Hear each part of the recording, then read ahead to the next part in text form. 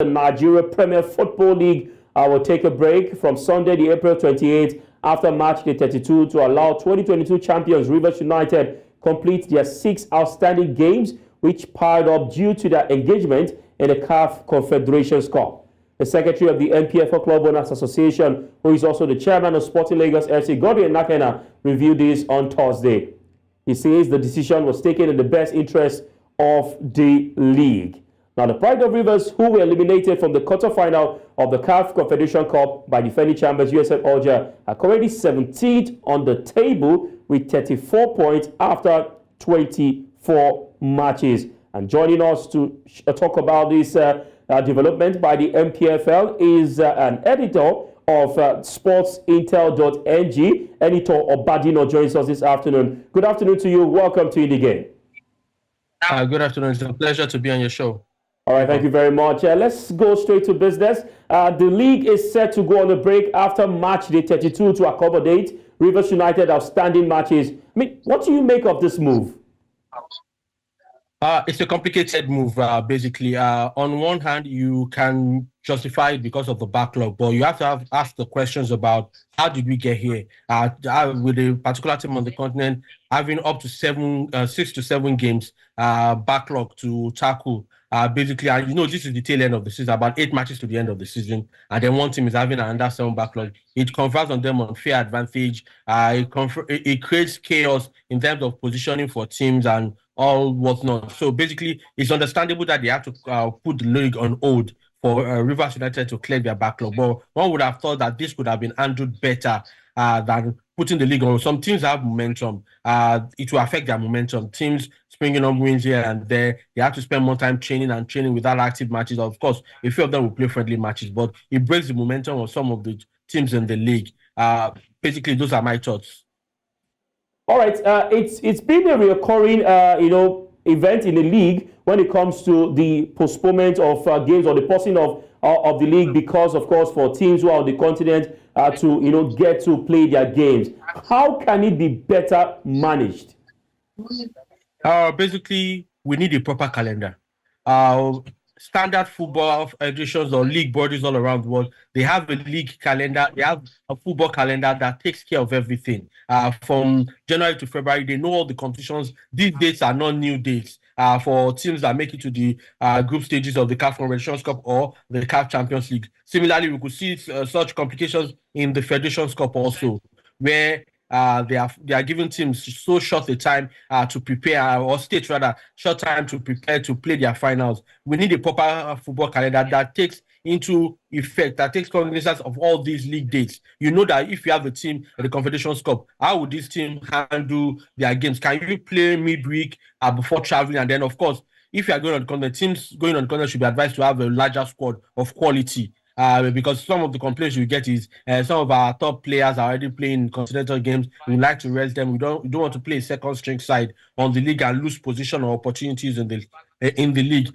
So it's between the football league, the football federation, of course, the clubs. They have to get their calendar right. They have to plan it in a way that it takes cognizance of all dates, and it will not affect anyone. You saw earlier when the league was on break, Rivers could easily clear all their earlier backlogs. If not, because we'll be having more than just 6 to 7 games that they have as their backlog. So a proper league calendar, well structured, well designed, taking into consideration every single football date in the calendar year.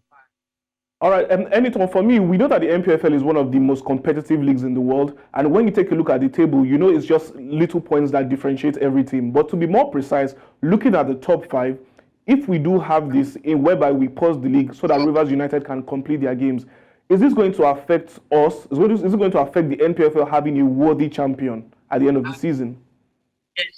No, it won't affect having a worthy champion, and this is why the league is going on break. A bit of insight: most of the clubs actually agreed and called for this break. They felt that Rivers United will have a fair advantage, especially teams playing them, knowing their positions if the league had continued. So it will not affect having a worthy champion because now all the battles have been kept, all the points. Each team will know their positions on the table for both the relegation and, of course, for both championship teams who are trying to win the championships. Once all this backlog are cleared, it lets us know that whoever emerge champion based on competitiveness of the league, not because they had an unfair advantage of playing an extra match against Rivers United with the hindsight that a win or a draw will leave them to the championship. Similarly, you have to consider that also for some of the relegation threatening teams, especially we know the last two are almost done with relegation, but the first two, that's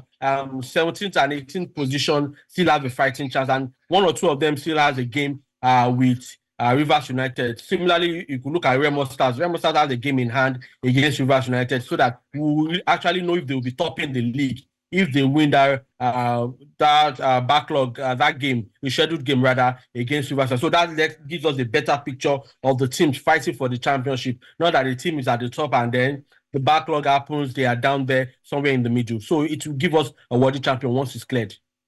All right, let's look at the fixtures that Rivers United have to play. They have 6 matches. Most of them are going to be away matches. On your screen already, they play Remo Stars away from home. Niger Tornadoes will be at home. They play Kwara United away, Sunshine Stars away, Katsina United will be at home, and Abia Warriors will be away. Now, Rivers United are currently 17th with 34 points. Should they win their 6 matches, that is 18 points, a total of 52 points. What are the possibilities in these fixtures for Rivers United? It's a tough call. I'm running through these games and it tells you that except for Niger Tornadoes with some form of safety in this league, every other team, they are fighting for their lives, either to escape relegation or to make it into the championship position. That's why earlier on I talked about Remo Stars. Remo Stars is on 50 points. A win for them in that rescheduled game takes them to 53. That's automatic second on the table, 1 point off Rangers, and of course everything goes smoothly. They also have to play Sunshine Stars. Sunshine Stars is 16th on the table with 35. A win for Sunshine, since it's an away game, further keep them away from the relegation battle. So Niger Tornadoes is somewhere in the middle. I guess they are safe. They are not running for any title, but just to ensure their safety. So basically, these are the kind of situations. Every match presents a different situation. The Kwara United has been on the rise. We saw them winning against the promo team I would like to call the promo boys. That's going to be United in the table. An additional win through the scheduled game also ensure that they are safe from going to relegation, which pushes other teams down. So it changes the dynamic of the league. It's a tough call, knowing that they have Remo, they have Sunshine, they have Kwara.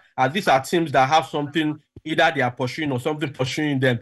Basically, if I could put it that way, it's a tough call for them to escape. But I expect them, they're a big side, they're a continental side, and I expect that they should be able to get some benefits, some wins, some victories that will elevate them out of that 17th position and take them higher on the league table. But I'm not sure if it will be enough to put them among the championship teams, the first 3 or first 4. All right, then, Enitan, I want to put you on the spot. In your own opinion, who do you think is going to turn out victors at the end of this NPFL season? This is really a tough position to put anyone. I've got to be honest. Rangers is in the form of their lives. Terrific play, home and away. They play every single game like they're at home. And then we've seen Remo Stars. They've been a bit patchy of late. But like I mentioned, that is scheduled game, a victory against which we expect them to get against Rivers United at their stadium in Ikene, puts them just 1 point off Rangers. And if you look at the remaining games of the season, Rangers has Shooting Stars, another informed team, and they are playing in Ibadan. So it's a tough call, but I see a 4-team run. Somebody pointed out a 5-team run. Any of the top 4 or 5 teams can win it. Remo, Rangers, Lobby Stars still has a fighting chance, basically. And then, of course, I can at this stage put out Plateau United for the championship title, but I'm looking at Remo, Lobby Stars, and of course Enugu Rangers. Those are the 3 teams that you have to look at for. Outside chance, you can look at Shooting Stars. They might just continue with that form. All right, thank you very much, Editor Obadina. I mean, I would love to also just chip this or ask this particular question. There's been talks, over by NPFL fans, football journalists, that the league should have their games played simultaneously going forward. I mean, what do you make of this? Do you think it's something that we should be doing at match day 30, 31, having to play games simultaneously from now to the end of the season? See, you have to understand the peculiarities of our league. I totally understand the reasons why people are asking for simultaneous game right from match day 30. We have this close. If you look at the top 5 on the table, similarly, if you look at the last 5 on the league table, these are close games, and people are smelling the fact that although it's a rumor, people are trying to spread this rumor that some people might want to have issues with their games, might want to play safe because they are safe and all of that. But I don't think it's necessary. It's too early. We can play the last 2 games, basically standard worldwide, simultaneously. But it's too early to start playing 8 games to the end of the season and everybody's playing simultaneously. It takes away the planning. It takes away teams that have scheduled days that they like to play, because that's where they get the most fans. Because you have to understand that the league is also business for the teams, for not all the teams, but some of the teams, and we have to take them basically into consideration. We cannot. It's too early, basically, to play simultaneous games till the end of the season.